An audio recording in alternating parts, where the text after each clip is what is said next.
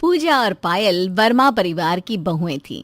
इनकी सास पूर्णिमा जी एक टिपिकल सास थी, यानी कि बहुओं से धौंस के साथ सारे काम करवाना वो अपना हक समझती थी। एक दिन छोटी बहू पूजा सास के पास आती है। माँ जी, मेरा मुन्ना छोटा है, काम के चक्कर में मैं तो उसे समय ही नहीं दे पाती। आप कहे तो हम भी घर में एक काम वाली को रख लेते हैं। अब पैसों की चिंता मत करिए माँ जी, वो हम दोनों आधा आधा बांट लेंगे। अच्छा, पूरी तैयारी करके आई हो दोनों? जैसे पैसे आधे आधे बांटने की बात कर रही हो ना, वैसे ही काम आधा आधा बांट के कर लिया करो। काम के समय तो रोज तुम्हारी महाभारत होती है। इतनी एकता काम निपटाने में दिखाओगी तो घर सुधर जाएगा। माँ जी, वो काम वाली। अरे बड़ी बेशर्म है, इतनी बातें सुनकर भी फिर वही बात पूछ रही है। तुम दो दो बहुओं को मैं किस लिए ब्याह कर लाई हूँ? काम वाली लगा लूं ताकि तुम दोनों दिन भर पैर के ऊपर पैर रखकर टीवी में आंखें गड़ाओ। सास के मुंह से खरी खोटी सुनकर दोनों बहुएं अपने काम निपटाने रसोई में चली जाती है।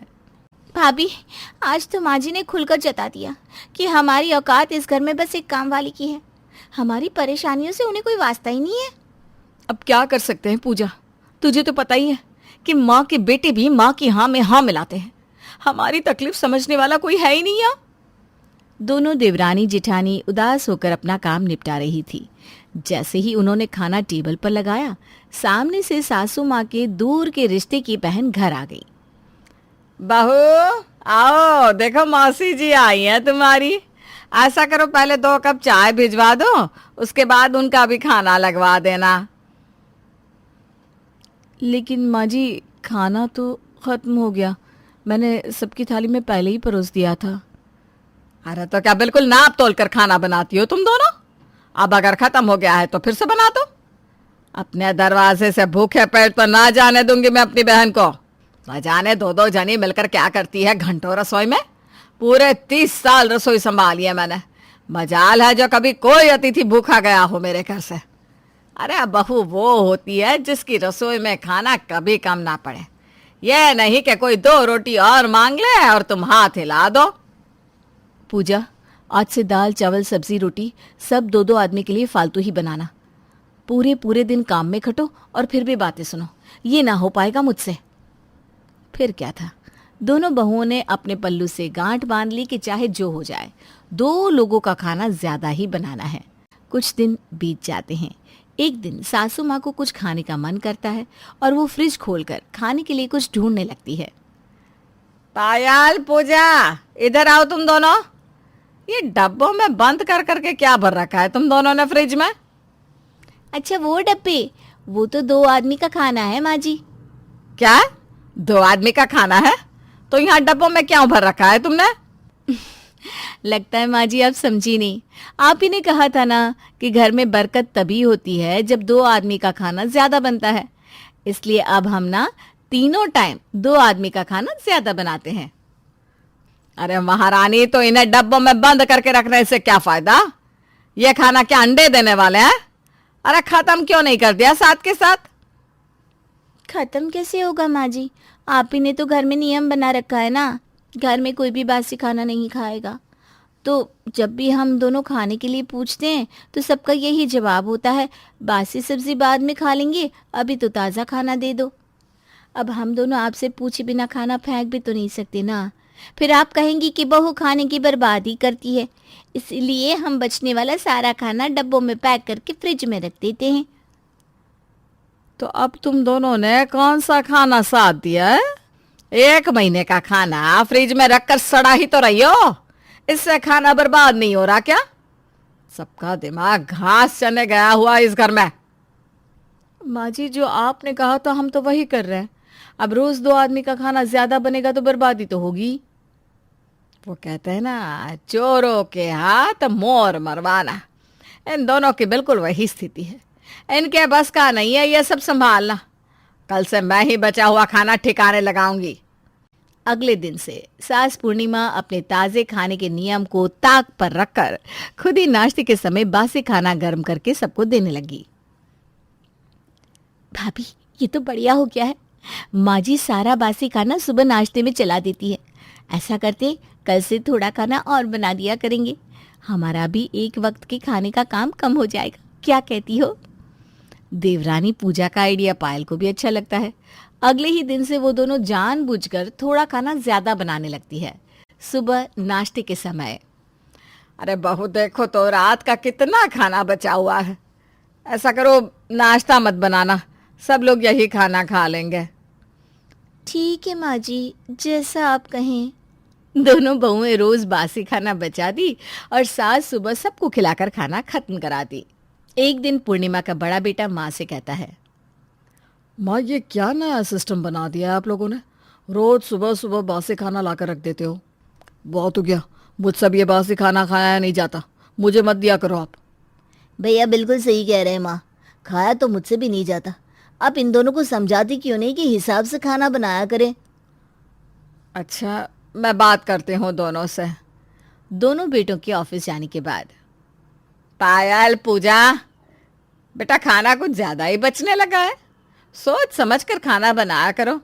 मैं तो तुम दोनों को समझा समझा कर थक गई हूँ। बर्बादी कहाँ हो रही है माँ जी, आप खिला तो देती हैं सबको।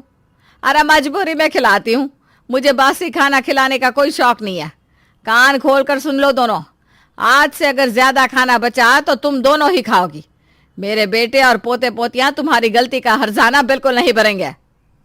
सास के जाने के बाद, भाभी खाना तो आज भी बहुत सारा बच गया है, अब क्या करूं?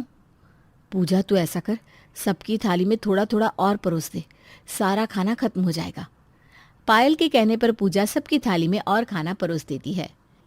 माँ जी, बाबूजी, आइए खाना लगा दिया है। सब लोग आकर खाना खाने लगते हैं। अरे भाई आज तो मैंने कुछ ज़्यादा ही खा लिया। पायल तुमने आज बहुत सारा पुलाव रख दिया था मेरी थाली में, अब मुझसे और नहीं खाया जाएगा।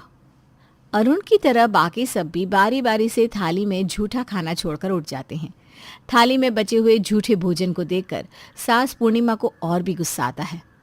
तुम दोनों सुधरने वाली नहीं हो।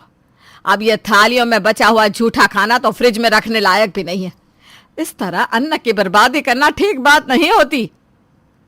सास की बात दोनों बहुएं एक कान से सुनकर दूसरे कान से बाहर निकाल देती और हर रोज इसी तरह ढेर सारा झूठा खाना डस्टबिन में फेंकने लगती है। बेटा अरुण, मैं तो तुम दोनों की पत्नियों से बिल्कुल परेशान हो गई हूँ। इन्हें बात समझ में ही नहीं आ रही। अरे रोज ढेर सारा खाना कूड़े में फेंक देती है। इन्हें सुधारने का अब एक ही तरीका है माँ, अब से जो भी बासी झूठा खाना बचे इनके मायके भिजवा दो। इन्हें खुद शर्म आएगी तभी ये सुधरेंगी। अगले दिन रात को, ये ले विजय बेटा, मैंने सारा झूठा खाना पैक कर दिया है, तू जाकर अपने ससुराल पहुंचा कर आ। विजय 2 टिफिन में भरकर खाना पूजा और पायल के घर में देने के लिए निकल जाता है। अरे दामाद जी, आप इतनी रात को अचानक यहाँ? हाँ माँ जी, मैं आपको कुछ देने के लिए आया था, ये लीजिए। क्या लाए हो बेटा? ये खाना किस लिए? माँ जी आपसे पूछना था कि इतने खाने में कितने लोगों का पेट भर सकता है? 3 लोगों का तो भर ही जाएगा बेटा, लेकिन तुम ये सब क्यों पूछ रहे हो? माँ जी आपसे इसलिए पूछ रहा हूँ क्योंकि इतना खाना हर रोज हमारे यहाँ कूड़े में फेंका जाता है। कितना भी समझाओ पूजा को ये बात समझ में आती नहीं। मैं ये झूठा खाना आपके पास छोड़कर जा रहा हूँ, आपके कुछ काम आ सके तो देख लीजिएगा। मैं कल फिर आऊँगा माँ जी, बासी खाना आपको देना है, चलता हूँ। पूजा ये क्या हो रहा है तेरे ससुराल में? दामाद जी इतना बड़ा डब्बा भरकर झूठन देकर गए हैं, इसी तरह तुम अपना घर चला रही हो बेटा? हैं? इतने खाने में तो 3-4 आदमी का पेट भर जाए। आपको पता नहीं मम्मी, अगर खाना कम हो जाए ना तो भी सब हमें ही सुनाते हैं। आज तो विजय जी ने हद ही कर दी, मेरे मायके तक बात पहुंचाने की क्या जरूरत थी? बेटा एक समय में ना तेरे पापा की जॉब चली गई थी, उस समय 3 लोगों के खाने का इंतजाम करना कितना कठिन था वो हम ही समझ सकते हैं। जितना खाना तू फेंक देती है उतने में तो एक पूरे परिवार का पेट भरा जा सकता है। अन्न का कभी भी अपमान नहीं करना चाहिए बेटा, समय बड़ा बलवान होता है। खाना बनाने को कभी बोझ मत समझो, हमेशा ईश्वर का शुक्र मनाओ कि हमारे पास भोजन है, तभी तो हम अपने परिवार को पकाकर खिला पा रहे हैं। मुझे माफ़ कर दो माँ, मैं आगे से आपकी बात का ख्याल रखूंगी और कभी भी अन्न बर्बाद नहीं करूंगी। सबकी थाली में उतना ही परोसूंगी जितनी ज़रूरत हो। माँ की बात सुनकर पूजा को अपनी गलती समझ में आ जाती है और वो खुशी खुशी सबके लिए ताज़ा भोजन बनाने लगती है।